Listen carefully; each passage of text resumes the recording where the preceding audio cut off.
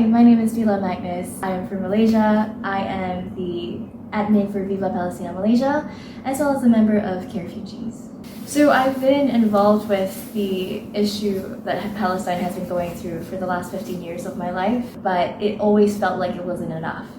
So even with all the 8 projects that we do on the ground constantly and consistently, it still didn't feel like there was enough of an impact, because 2 years on, here we are. The war still continues, people continue to die, and all we've done is just watch.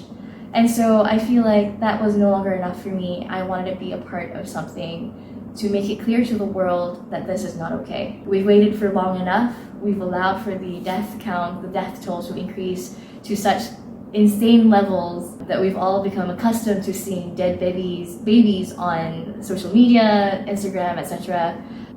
And none of this is okay. So that's basically why I'm here. There's a lot to be said about the planning, the processes that were put into this. I think the Malaysian delegation was one of the more streamlined, very together kind of group.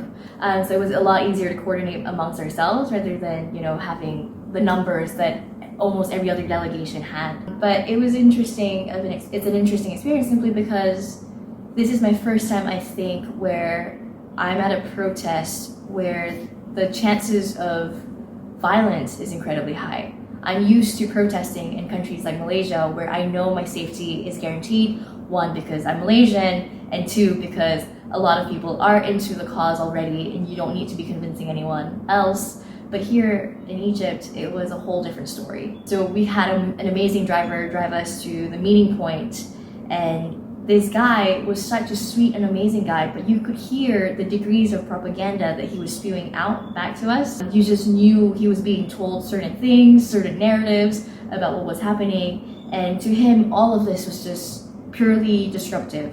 That there was no good to come out of it. There was no good in talking about the cause. There was no good in saying, hey, coming together to free Palestine. Like, it wasn't the thing he thought. And it was a fascinating thing because you would assume someone who lives right next door to what is happening today would have a better awareness, would care more, but we didn't get to see that. So it's crazy because I'm a pessimist. I'll admit that, straight up. I think my expectation was we would get a lot further than we did. At the same time, I knew realistically that was very unlikely. Knowing the fact that Sinai is completely guarded off, it's a militarized zone, knowing that if we did not have permission, it was still very likely that we will not be able to go through with our plans.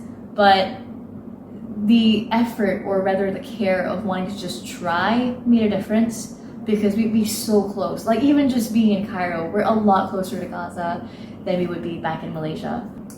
But I think at the end of the day, we reach an important point where even though our rights to protest were tested, or rather were denied completely, we still were able to come together from many different parts of the world and basically still march and still sit, scream, yell in solidarity. And I think that was impactful enough. The world was watching us. The world knew we were here. The world knew that we left our lives behind to be here, and we did it.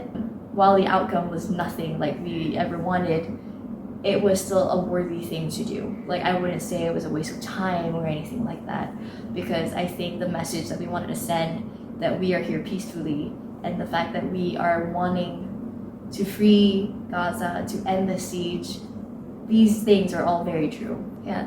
I mean, at this point, if after 2 years or 77 years, you still don't understand why this is a humanitarian issue, there is not much left to say, if I'm honest. But at the same time, I call upon everyone to truly look into the depths of your hearts and realize and understand that it's never okay to watch children be bombed, be killed, and then act like, oh, they're being used as human shields, be a justifiable response to them being killed. They shouldn't be killed to begin with. This shouldn't be happening at all. You have the opportunity to make a difference. You have a chance to make a stance, to make it clear to the world that none of this is okay. Take it. Because while it is Gaza today, it could be us tomorrow, and by that time there might be nobody left to fight for our rights. So if it's not us, who is it going to be?